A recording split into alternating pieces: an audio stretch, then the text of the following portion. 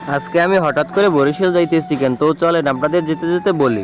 বাসা থেকে মোটামুটি একটু পোস্ট নিয়ে চলে আসলাম সাহেবহাট বাজারে। সেখান থেকে একটা সিএনজি নিয়ে রওনা দিলাম বরিশালের উদ্দেশ্যে। আজকে বরিশাল আমার জরুরি একটা কাজ আছে, সেই কাজের জন্য আমি আজকে বরিশাল যাচ্ছি। তবে আমি সিএনজিতে না গিয়ে বাসে যেতে পারি, কিন্তু আমার কাজটা জরুরি।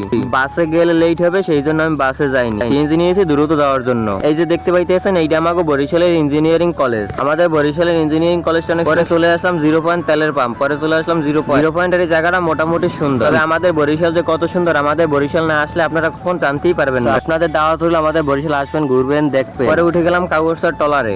কাগজসার এই জায়গায় টলার উঠে সবাই ভিডিও করে ছাড়ে আর ভিডিও ভাইরাল হয়। আমগই কাগজসার যে ভিডিও ছাড়লেই কাফে ফরেও, তাই আমি একটু নিলাম ভিডিও করে। খেয়াই করে নেমেই দেখি এক রিস্কা মামা দাঁড়িয়ে আছে। পরে বললাম, মামা যাবা?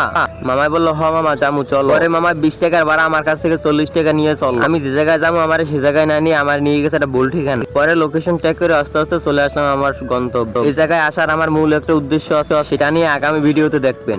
আজকে এই পর্যন্তই, ভালো থাকুন, সুস্থ থাকুন, আর আমার জন্য দোয়া করুন।